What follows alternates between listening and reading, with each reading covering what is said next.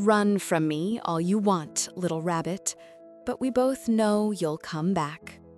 His voice cut through the darkness like a blade wrapped in silk. I pressed my back against the stone wall, my breath coming in ragged gasps, feeling the weight of his presence even though I couldn't see him. The bond thrummed between us, a living thing that coiled around my ribs and squeezed. I didn't ask for this. I didn't ask for him. But the gods had decided, and now I was bound to the one creature I should have feared most, the Prince of Wolves. My name is Saery, and I was raised to believe in two truths. First, that the wolf packs ruling the northern territories were savages cloaked in human skin. Second, that my village would always be protected by the ancient wards carved into our borders, keeping us hidden from their hunger. I grew up learning to read the forest, to harvest moonberries under the silver light, to brew remedies that could mend wounds and quiet fevers. My mother had been a healer, my grandmother before her. It was a quiet life, woven with herbs and whispered prayers, but quiet lives don't last when you're born under a blood moon. The elders never told me what it meant. They only looked at me with pity, as if I carried some invisible mark, as if fate had already written my ending in crimson ink. 3 nights ago, the wards fell. The wolves came like shadows given teeth, their howls splitting the sky. They didn't slaughter us. They didn't burn our homes.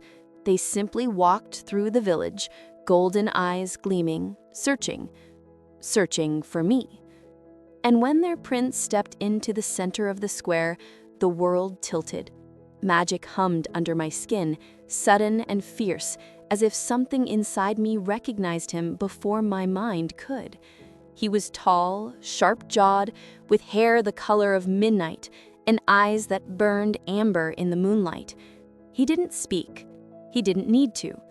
His stare burned, and I knew, with a terror that tasted like iron, that he had come to claim me. I tried to run. It was instinct, pure and desperate. I slipped through the crowd, weaving between trembling villagers, my heart hammering so hard I thought it might crack my ribs. The forest was close. If I could just reach the trees, if I could disappear into the shadows. Stop. One word, a command that rippled through the air like a shockwave. My legs locked beneath me. My body obeyed before my mind could protest, freezing in place as if invisible chains had wrapped around my limbs. Panic clawed at my throat. Footsteps approached, slow and deliberate. I could feel him behind me, the heat of his presence, the weight of his gaze on the back of my neck. Turn around. I clenched my fists, fighting the compulsion, but my body betrayed me. I turned. He stood 3 paces away, arms crossed, head tilted as if studying something fascinating and breakable. Up close, he was devastatingly beautiful in a way that felt dangerous. Sharp cheekbones, a mouth that looked like it had forgotten how to smile, scars traced along his forearms, pale against bronze skin. You feel it, don't you? His voice was low, almost gentle. It made my heartbeat stutter. The pull. I said nothing, but we both knew the truth. He stepped closer, as if I belonged to him. Your soul recognized mine the moment I entered this village. You can lie to yourself, Saery, but you can't lie to the bond. Hearing my name on his lips felt too intimate, too possessive. How do you know my name? His amber eyes flickered with something ancient, something that made my stomach twist. I've known your name since the night you were born. I've been waiting for you for 23 years. The air between us crackled. I wanted to step back, to put distance between us, but my feet wouldn't move. Magic hummed under my skin, responding to his nearness, and I hated it. Hated the way my body seemed to lean toward him without permission. I don't want this, I whispered. His jaw tightened. For a moment, something raw flashed across his face. Pain, perhaps, or anger. Neither did I. He reached out and I flinched, but he only brushed a strand of hair from my face, his fingers lingering against my temple. The touch sent sparks racing down my spine.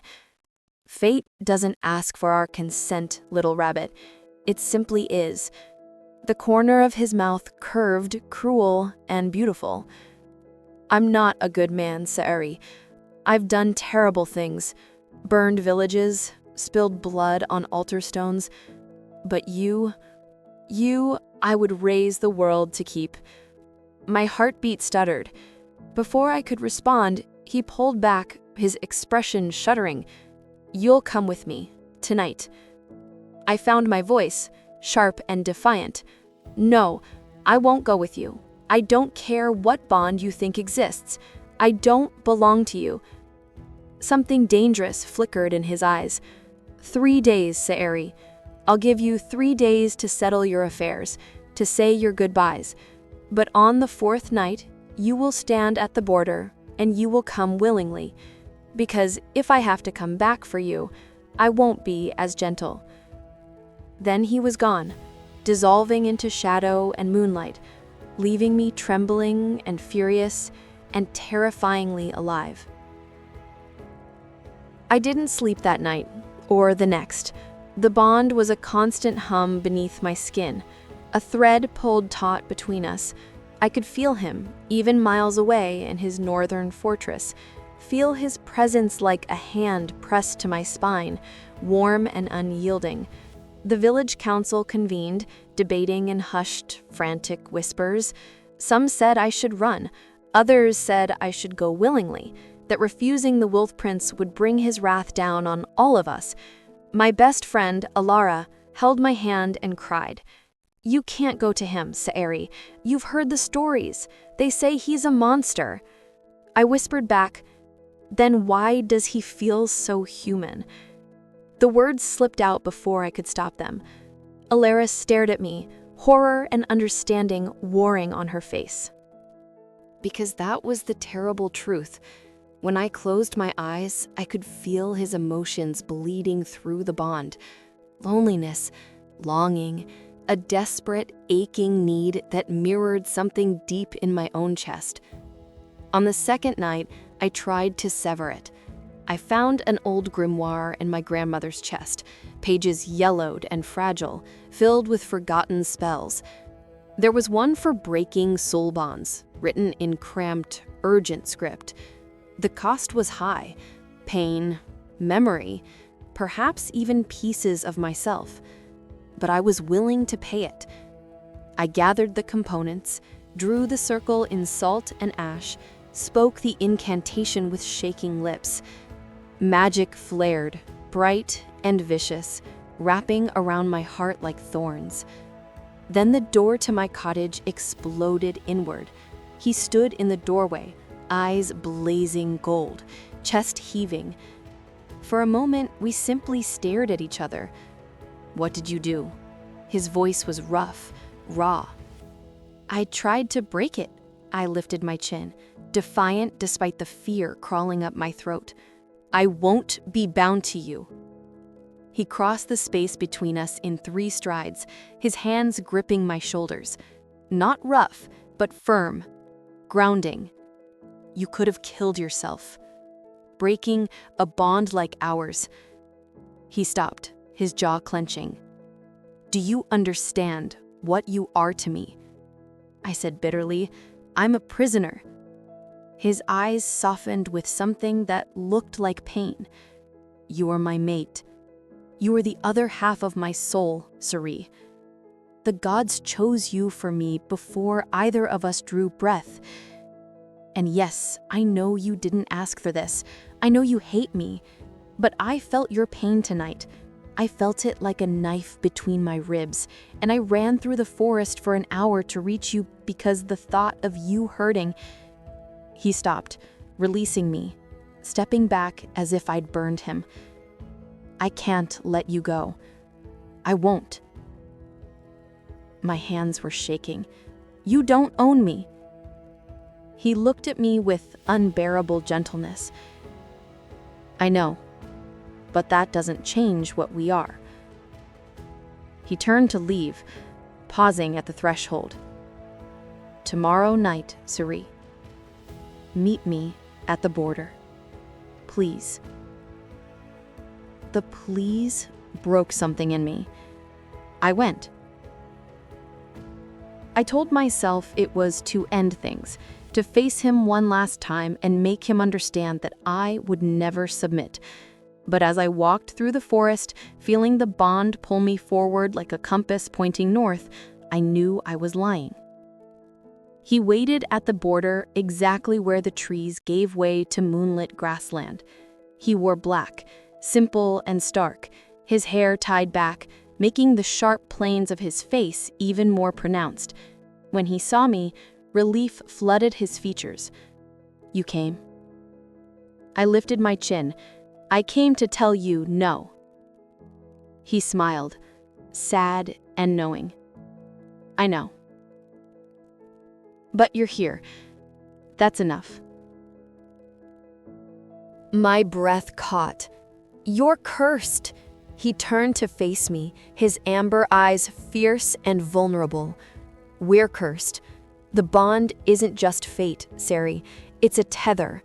You keep me human. Without you, I'll become something even I can't control." Horror and understanding crashed over me. "So if I reject you, you'll turn into the savage your village fears. I'll hunt, I'll kill, and I won't remember who I was." He lifted his free hand, brushing his knuckles against my cheek. "I don't want to force you, but I need you to know what's at stake." Tears burned my eyes. "That's not fair." He agreed quietly. "No, it's not." I pulled away from him, wrapping my arms around myself. The weight of it pressed down on my shoulders. This wasn't about love or desire anymore. It was about life and death, about becoming responsible for a creature I'd been taught to fear. "What if I can't love you?" I whispered. He stepped closer, tilting my chin up so I had to meet his gaze. "Then we'll find a way to live with that. But I need you to try, Saery. I need you to give us a chance, because the alternative is a darkness I don't want you to see." Magic hummed under my skin, and for the first time, I wondered if it was trying to tell me something I wasn't ready to hear. I didn't get to answer. A howl split the night, sharp and wrong. Lucien's head snapped toward the sound, his entire body going rigid. "No, not tonight." I asked urgently, "What is that?" His voice was bitter, laced with old pain. "My brother. He rejected his mate 20 years ago. Now he's... Stay behind me." A massive wolf burst from the tree line, larger than any natural animal, its fur matted and eyes gleaming with mindless rage. It snarled, saliva dripping from bared fangs, and I realized with horror that this was what Lucien would become. This was his future if I walked away. Lucien shifted before I could blink, bones cracking and reforming, his human shape melting into a wolf of equal size, black fur, amber eyes still holding a spark of recognition. They collided in a tangle of claws and teeth. I stumbled backwards, pressing against the altar, my heart in my throat. The fight was brutal, primal. Blood spattered the grass. Growls and snarls echoed through the grove. Lucien was stronger, but his brother fought with the desperation of something that had nothing left to lose. Then I saw it. The opening, a split second where Lucien's throat was exposed. I didn't think. Magic exploded from my palms, silver and bright, crashing into the mad wolf and sending him flying backwards. He hit a tree with a sickening crack and lay still.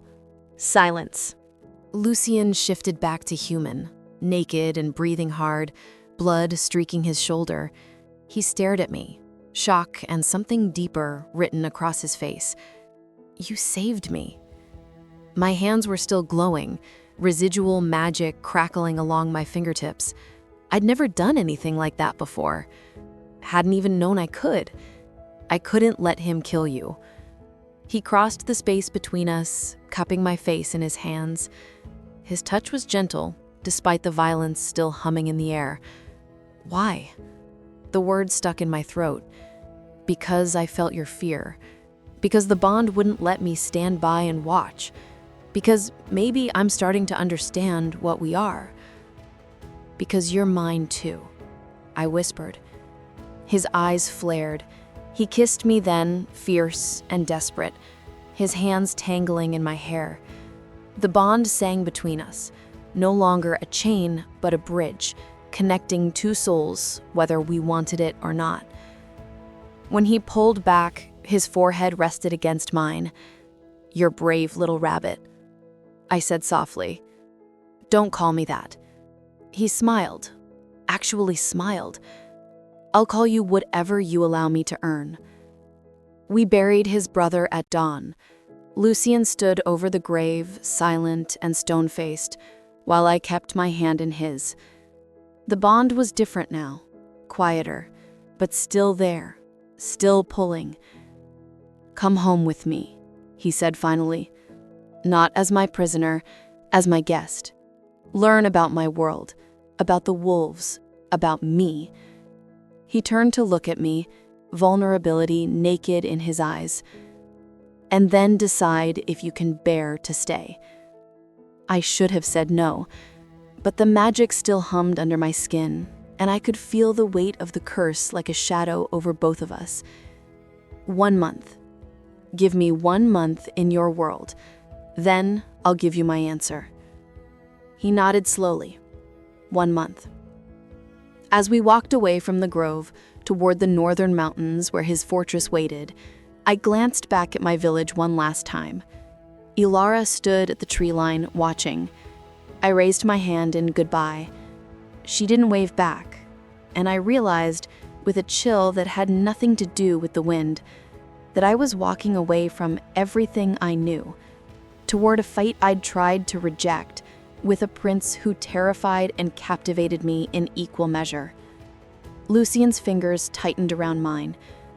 No matter what you decide, I won't let the curse take you, even if it means taking me instead. I looked up at him, at the sharp beauty of his face, at the loneliness carved into every line. What if we're both already cursed? I whispered. He smiled, dark and devastating. Then we'll burn together, little rabbit, and the world will remember our fire. The forest swallowed us whole, and behind us, a howl echoed through the trees. 1 month, 30 days to decide if I could love a monster or become one myself.